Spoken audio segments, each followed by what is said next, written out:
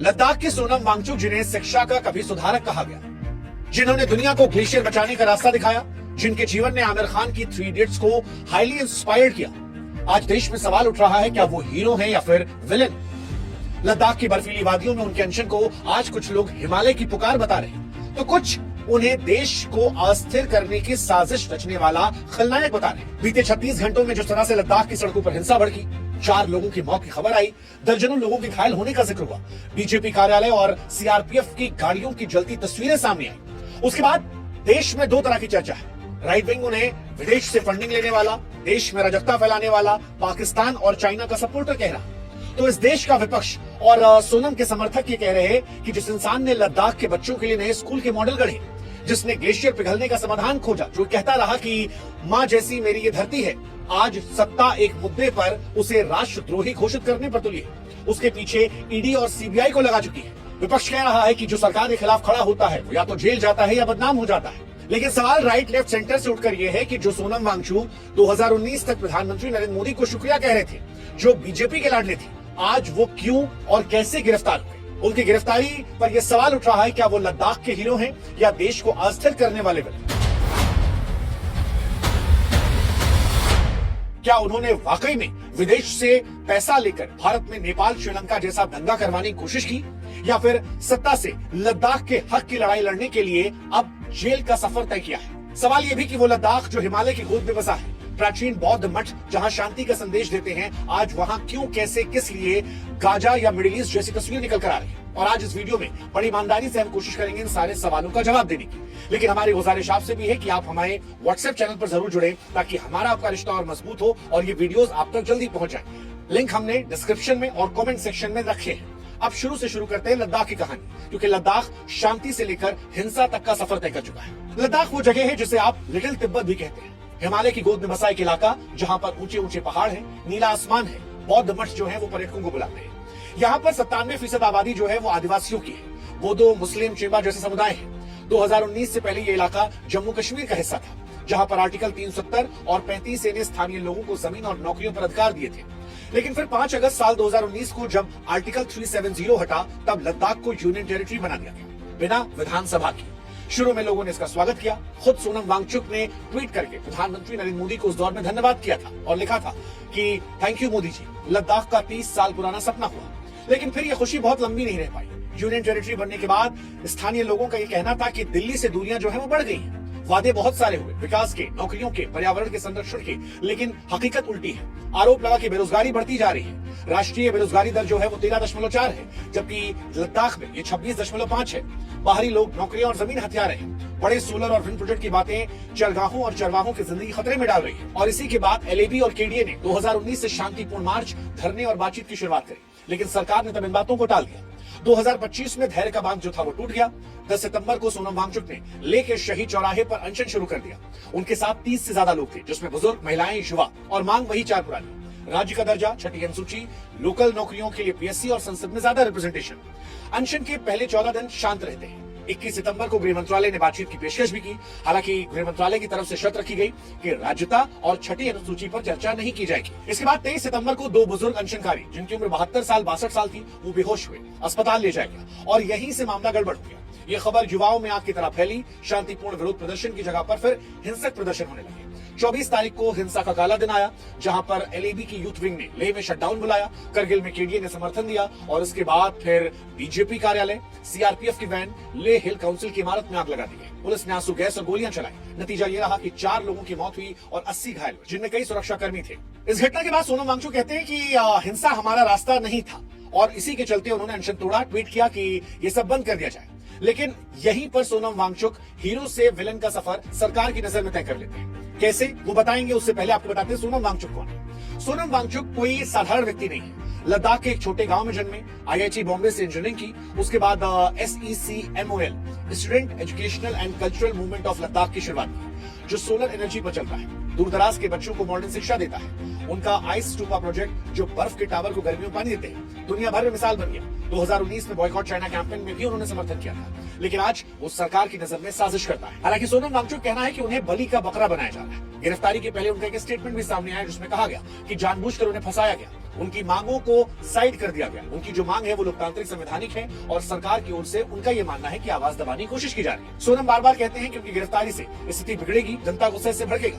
हालांकि अब उनकी गिरफ्तारी हो चुकी है, ऐसी खबरें सोशल मीडिया पर आ चुकी है। सोनम वांगचुक के योगदान की अगर बात की जाए तो जो हमने आपको पहले ही बताया, SECMOL सोनम ने student educational cultural movement of Ladakh के जरिए हजारों बच्चों को शिक्षा दी। ये संस्था लद्दाख के ग्रामीण बच्चों के लिए वैकल्पिक शिक्षा का एक मॉडल बन चुकी है। सोनम की आइस स्टूपा परियोजना ने भी लद्दाख में जल संकट को हल करने में महत्वपूर्ण भूमिका निभाई। ये तकनीक ग्लेशियर के पिघलने से होने वाले पानी के नुकसान को कम करती है और सूखे मौसम में खेती के लिए पानी लाती है।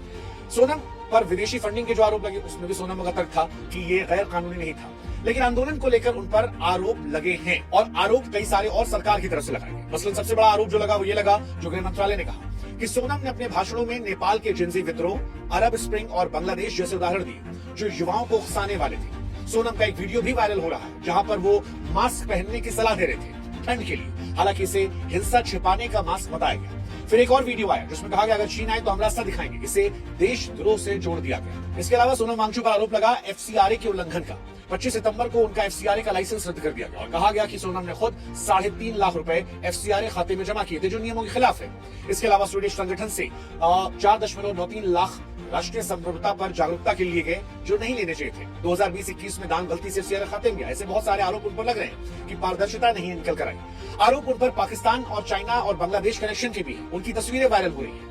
फरवरी 2025 में उनकी पाकिस्तान यात्रा की तस्वीरें वायरल हो रही हैं। बांग्लादेश के मौजूदा प्रधानमंत्री के साथ भी तस्वीरें वायरल हो रही हैं। हालांकि ये कोई सबूत नहीं, फिर भी राइट विंग की तरफ से चीन पाकिस्तान गठजोड़ को लेकर उनकी इमेज बनाई जा रही है। बीजेपी ने यह भी कहा कि वो कांग्रेस के लिए बैटिंग कर रहे हैं और इन सब के बाद उन पर तमाम तरह की जांच बैठ गई है। मनी लॉन्ड्रिंग से लेकर उन पर विदेशी फंडिंग के आरोप है और अब उन पर कई तरह की जांच है। हालांकि सोनम वांगचुक कहना है कि ये जांच, ये विरोध, ये उनकी इमेज खराब करने की कोशिश इसलिए है क्योंकि वो लद्दाख की मांगे रखते हैं। सवाल ये कि लद्दाख की क्या मांगे और क्या वो जायज मांगे हैं, कितनी जरूरी है? तो देखिए, मुख्यतः लद्दाख की 4 मांगे। एक है पूर्ण राज्य का दर्जा, फिर है छठी अनुसूची, फिर है पब्लिक सर्विस कमीशन और संसद में ज्यादा रिप्रेजेंटेशन। और ये मांगे 2019 से चली आ रही है।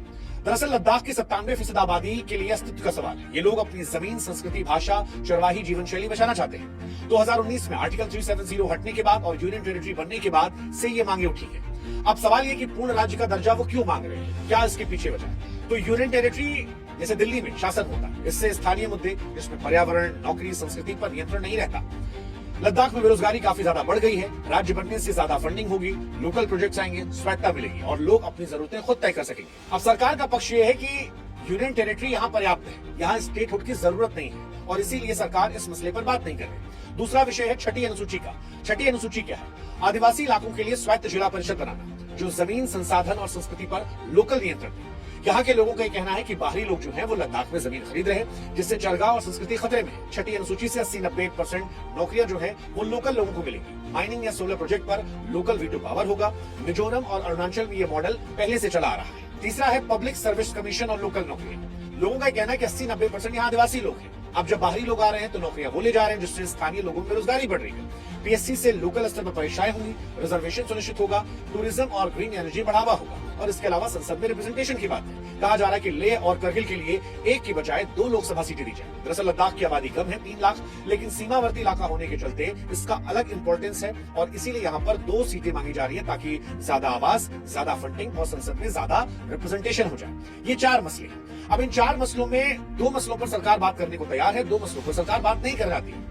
लेकिन लद्दाख क्योंकि चीन और पाकिस्तान की सीमा के पास है, रणनीतिक और पर्यावरणीय दृष्टिकोण से बड़ा संवेदनशील इलाका है, इसलिए जगह बड़ी महत्वपूर्ण हो जाती है। पर सरकार सिर्फ PSC और लोकसभा सीटों पर बात करने को तैयार है। वो राज्यता और छठी अनुसूची को ठुकराना चाहती है और इसीलिए इस प्रोटेस्ट में लगातार जो विरोध बढ़ रहा है वो उसकी वजह से है। लेकिन अब सोनम वांगचुक गिरफ्तार हो चुकी है। सवाल ये भी है कि सोनम वांगचुक हीरो है या फिर विलेन। तो देखिए, सोनम वांगचुक ना तो पूरी तरह से नायक है और ना ही पूरी तरह से खलनायक है। वो लद्दाख की जनता की आवाज है जिनकी मांगे छठी अनुसूची, पूर्ण राज्य का दर्जा, जायज और संवैधानिक है। उनके योगदान जैसे कि SCMOL और आइस स्टूपा उनकी नियत और समर्पण को दर्शाते हैं। हालांकि इस बीच में उन्हें कुछ बयान और FCRA विवाद में उनकी छवि को लेकर कुछ सवाल जरूर खड़े किए हैं। लेकिन फिर भी हमें ऐसा लगता है कि सरकार को भी इन लोगों से बातचीत करनी चाहिए, पारदर्शिता बरकरार रखनी चाहिए। सोनम और उनकी संस्था को FCRA के उल्लंघन पर स्पष्ट जवाब देना चाहिए ताकि पूरा मामला जो है वो जनता की मांगों को लेकर है, व्यक्ति विशेष पर ना हो जाए। इसके अलावा सरकार को देखना चाहिए कि लोकल लोगों की भावनाओं का सम्मान रहे, तनाव कम किया जाए, हिंसा पर नियंत्रण किया जाए। सोनम को भी अपने बयानों के जरिए यहाँ पर हिंसा रोकनी चाहिए।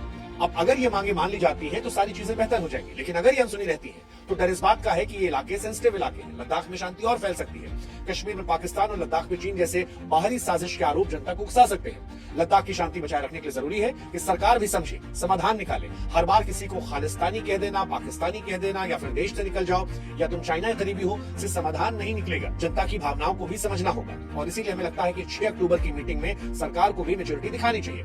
लद्दाख की आवाज को दबाने की बजाय उसे सुनना चाहिए। संवैधानिक ढांचे में समाधान निकालना ही एकमात्र रास्ता है। हालांकि सोनम और उनकी टीम को भी समझना चाहिए कि हिंसा गलत थी। हिंसा के लिए अगर उकसाया जानबूझकर गया तो वो गलत था। समय संवाद का है, समाधान का है, ताकि लद्दाख को और ज्यादा शांति प्रिय, समृद्ध बनाया जाए और देश की एकजुटता में एक साथ हाथ मिलाकर लद्दाख को भी मुख्यधारा में लाया जाए। उम्मीद करते हैं कि इसका समाधान निकलेगा, लेकिन इस कहानी के जाते जाते सवाल हम फिर छोड़ जाते हैं कि आपकी नजर में सोनम वांगचुक कौन है, एक हीरो या विलेन? क्या आपको लगता है जो आरोप विपक्ष लगा रहा है कि सरकार के खिलाफ जो आवाज सब उठाता है वो या तो बदनाम होता है या जेल जाता है, वो सही है या गलत?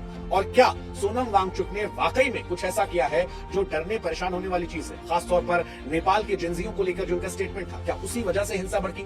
इन तीनों सवालों को लेकर आप क्या सोचते हैं, हमें कमेंट सेक्शन में जरूर बताइएगा। जाते जाते फिर कह रहे हैं कि हमारे व्हाट्सएप चैनल को सब्सक्राइब कीजिएगा ताकि भविष्य में हमारे वीडियोस आप तक और जल्दी पहुंच सके। बाकी आप जहां से भी हैं कुछ भी कीजिए, एक नीतियों का समर्थन कीजिए, नेता का नहीं, और दूसरा ये मेक श्योर कीजिए कि देश की अखंडता, एकता बरकरार रहे। हम सब साथ मिलकर देश में योगदान दें। विरोध रखें, लेकिन विरोध देश विरोध में ना जाए, इसका भी ध्यान रखें। जय हिंद, जय भारत, जय लद्दाख।